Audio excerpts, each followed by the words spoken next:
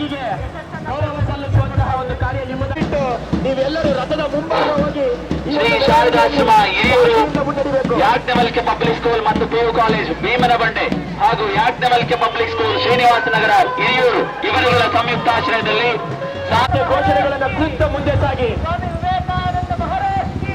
ರಥದ ಮುಂದೆ ಸಾಗಬೇಕು.